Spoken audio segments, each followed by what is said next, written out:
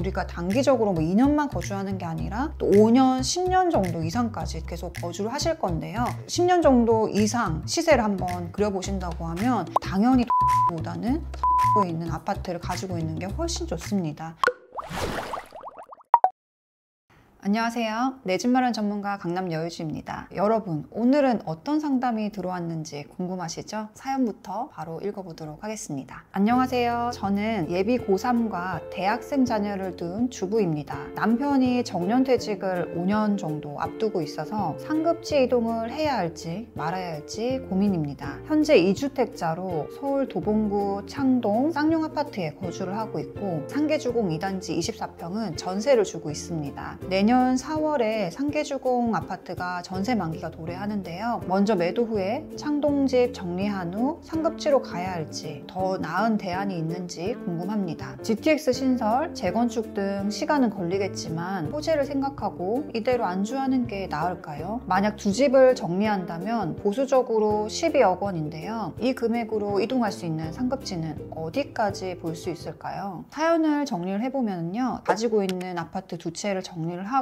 상급지로 이동할지 또는 호재를 기다리면서 두 아파트를 보유하고 있을지 만약에 이동을 한다고 하면 어느 아파트를 봐야 될지 이렇게 세 가지 질문을 남겨주셨습니다. 지금 사연자님이 보유하고 있으신 아파트를 한번 보면은요. 창동 쌍용 아파트가 여기에 있는 곳이고 32평을 지금 가지고 있습니다. 29년차 아파트고요. 현재 가격은 9억 원 정도 거래가 나오고 있는 그런 단지예요. 여기 같은 경우는 창동 역세권이라고 해서 앞으로 GTX가 들어올 예정이고 호재들이 이쪽에 많이 몰려 있고요. 그 다음에 이쪽에 또 차량기지 이전으로 해서 앞으로 발전될 예정입니다. 창동 쌍용 같은 경우는 창동역에 바로 붙어 있지는 않지만 이제 창동역이 이제 앞으로 개발이 되고 이쪽 일대가 지금 다 개발 호재로 둘러싸인 곳이거든요. 그래서 여기가 다 완공이 된다고 하면 충분히 수혜받을 수 있는 단지 중에 하나이긴 합니다. 그 다음으로 보유하고 있는 단지는 상계주공 2단지를 가지고 있으신데요. 여기 같은 경우는 지금 한 6억 원대 가격이 나오고 있습니다. 지금 보유하고 있으신 단지는 도봉구에 하나, 노원구에 하나 이렇게 보유를 하고 있으신 거죠. 도봉구랑 노원구 같은 경우는 오래된 아파트들이 많은 단지다 보니까 가격대들이 많이 하락한 상태에서 아주 많이 오르진 못하고요. 바닥 가격에서 계속 거래가 되고 있는 그런 상황들입니다. 그래서 앞으로는 호재가 많이 남아있을 예정이어서 과연 지금 가격에 파는 게 맞는지 이런 고민도 있으신 것 같아요. 창동 쌍용 아파트는 매도를 하면 9억 원 정도가 나오게 되는 거고요. 상계주공 2단지 같은 경우는 전세금을 제외를 하고 한 3억 5천 정도가 나오게 되는 상황이에요. 그래서 12억 원 이상 나올 예정이고 현금은 한 5천만 원 정도 보유를 하고 있습니다. 사연자님 같은 경우는 상계주공 2단지를 일시적 2주택으로 매수를 하셨는지 아닌지에 따라서 세금 문제가 좀 달라질 것 같은데요. 지금 상황에서 일단은 두 아파트를 매도하고 이동하는 방향을 추천드립니다. 그런데 여기서 중요한 점은요. 창동 아파트랑 상계주공 아파트를 보유하고 있으신데 어떤 걸 먼저 파느냐에 따라서 지금 비과세가 되냐 아니냐 확인을 하시면 좋을 것 같아요. 예를 들어서 지금 창동 쌍용 아파트를 가지고 있고 상계주공을 조정대상 지역이 아닌 당시에 23년도에 아마 매수를 하시고 전세를 줬다고 하면은요 2년 보유만 하셔도 비과세를 받을 수 있거든요. 만약에 상계주공 2단지를 2년 안에 매수하신 게 아니라 이전부터 보유하고 있으셨다고 하면 사실 일시적 2주택 혜택은 받지 못하는 상황입니다. 그렇다고 하면 수익이 더 많은 단지를 마지막에 매도를 하셔야 되는데요. 만약에 그렇다고 하면 상계주공 2단지를 먼저 매도하고 창동 쌍용 아파트가 비과세 받을 수 있는 금액이 크면 창동 쌍용 아파트를 마지막에 매도를 하시는 전략을 사용하시면 좋을 것 같아요. 그렇게 해서 두 단지를 매도를 하고 나면 한 12억 원 정도가 나오게 되는데요. 그 자금을 가지고 상급지로 이동을 하시는 걸 추천드립니다. 이동 희망하는 지역을 적어주신 거 보면은 마용성을 적어주셨거든요. 마포, 용산, 성동구 또는 광진구까지도 지금 보고 있으신데요. 배우자분 직장이 지금 현재 여의도이고 자녀분 중 한 명이 동작구에 있는 대학교에 다니고 있습니다. 그렇기 때문에 너무 오른쪽보다는 서울 중심부로 조금 들어오시면 좋을 것 같고요. 성동구라든지 마포구에서 고르실 수 있는 가격대가 있으실 거기 때문에 그쪽에서 보시면 좋을 것 같아요. 그래서 저의 솔루션을 한번 제안 드리면요. 첫 번째는 두 아파트를 매도 후에 상급지로 이동하는 걸 추천드립니다. 지금 다 매도를 하게 되면 12억 원 정도가 나오는데요. 이 자금을 가지고 원하는 지역의 아파트로 가려고 하면 조금 더 대출이 필요합니다. 정년퇴직을 하고 나면 대출을 받기가 또 어려울 수가 있거든요. 그렇기 때문에 대출을 받을 수 있는 여력이 가능할 때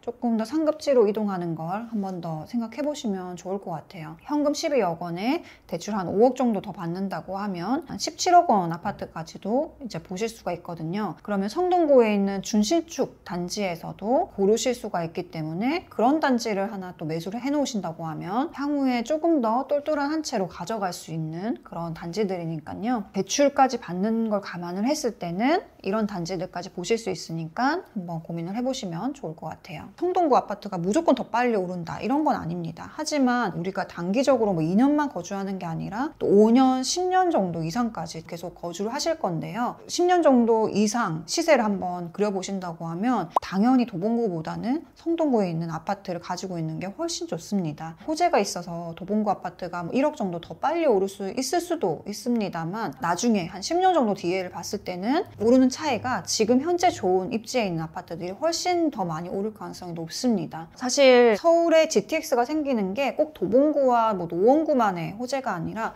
서울 전체에 또 호재로 볼 수 있는 거여서 가능한 대출도 받고 이동할 수 있는 여건이 됐을 때 가능한 핵심지로 조금 더 이동하시는 게 더 좋을 것 같습니다. 그리고 만약에 5억 정도 대출 이자를 부담하는 게 부담스럽다고 하면 한 14억 원 정도에서 고를 수가 있는데요. 조금 더 구축으로 가시거나 마포에서도 공덕역 이제 오른쪽 편으로 구축인 단지를 선택을 할 수가 있습니다. 신축 단지에서만 고르겠다고 하면 성동구나 마포구에서 25평대에서는 또 14억 원, 15억 원에서도 고를 수가 있는데요. 가족 구성원을 봤을 때 25평에 거주하기에는 조금 작지 않을까 저는 그런 생각이 듭니다. 그래서 너무 신축 단지여서 작은 곳을 선택하기보다는 30평대 이상을 선택을 하시면 더 좋을 것 같아요. 만약에 일시적 2주택으로 비과세 요건이 된다고 하면은요, 상계주공은 보유한 상태에서 추가로 한 채 더 사시는 것도 저는 좋은 전략이 될 수 있을 것 같습니다. 이건 다만 창동 쌍용이 일시적 2주택으로 비과세 된다는 조건 하에 말씀을 드리는 겁니다. 그렇게 되면 창동 쌍용이 9억 원을 확보할 수가 있거든요. 그러면 9억 원에다가 대출 5억 원을 추가해서 14억 원대 아파트를 매수를 하고요. 그 다음에 상기주공은 계속 보유를 하고 있다가 지금보다 한 1억 원 정도 시세 상승이 났을 때 추가적으로 매도를 하시면 좋을 것 같습니다. 그러면 이게 만약에 일시적 2주택 비과세 요건이 앞에가 된다고 하면 뒤에 추가로 매수하는 것도 일시적 2주택 혜택을 또 받을 수가 있는 거거든요. 그래서 그 부분 꼭 체크하셔가지고 전략을 짜시면 좋을 것 같아요. 그래서 조금 정리를 해보면은요, 지금 일시적 2주택으로 창동 쌍용만 먼저 팔고 간다고 했을 때 9억 원이랑 대출 5억 원을 받아서 14억을 만들 수가 있고요. 만약에 이게 안 된다고 했을 때 전부 다 팔고 나면 12억이 마련되거든요. 그러면 12억 원에 한 2억 정도 추가해서 또 14억을 만들 수가 있습니다. 그래서 사연자님은 한 14억 원대부터 가격대를 보시면 좋을 것 같고요. 물론 대출을 받지 않고 12억 원대에서도 고를 수 있는 단지는 있지만 지금보다 조금 더 나은 상급지와 더 나은 아파트로 간다고 하면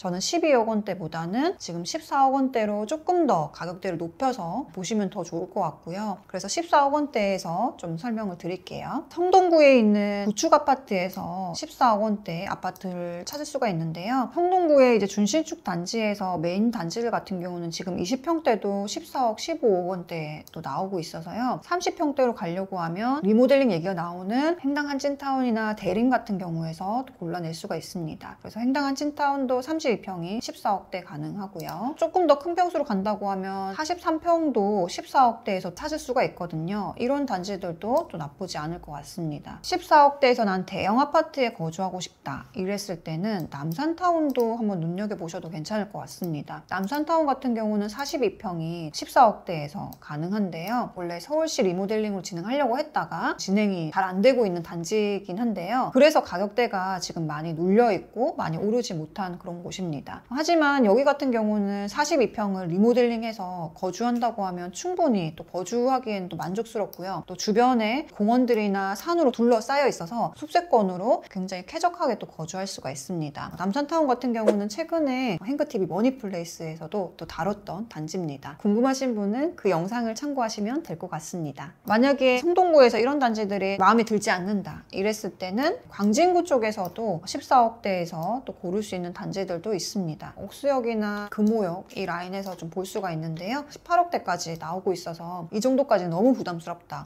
했을 때는 이제 왕십리 쪽에 있는 센트라스랑 텐제일 쪽으로 같이 볼 수가 있습니다. 마포 쪽으로 오게 되면은 17억대에 가능한 단지들이 있는데요. 또 여기도 이제 왼쪽 편 같은 경우는 신축 아파트가 많아서 가격대가 너무 높다. 또 34평이 마레프 같은 경우는 또 20억까지도 찍었기 때문에 오른쪽 편으로 좀 넘어와서 공덕 라인에 있는 단지들 좀 보셔도 좋습니다. 그래서 공덕자이나 이런 단지들이 조금 가격대가 18억이어서 너무 높다 이랬을 때는 앞쪽으로 공덕역 쪽으로 내려오면은 가격대가 좀 낮은 것들이 있는데요. 오른쪽으로 들어가는 신공덕 삼성 같은 경우는 대형 평수에 또 거주를 할 수가 있습니다. 33평이 한 15억대 거주가 가능하고요. 43평은 지금 17억대에 가능합니다. 그래서 저의 선택은요. 한 채든 또는 두 채든 매도를 하고 조금 더 안쪽에 있는 상급지로 갈아타는 시도를 5년 안에 하시면 좋을 것 같고요. 그리고 그 5년 동안 서울시장 같은 경우는 굉장히 또 입주 물량이 없고 중요한 시기를 또 앞둔 그런 시기이기 때문에 핵심지에 아파트를 하나 담으시고 그 다음에 사업이라든지 두 번째 투자라든지 이렇게 이어가시면은 훨씬 더 자산 가치가 좋은 아파트들을 보유할 수 있지 않을까 그렇게 생각이 들어요.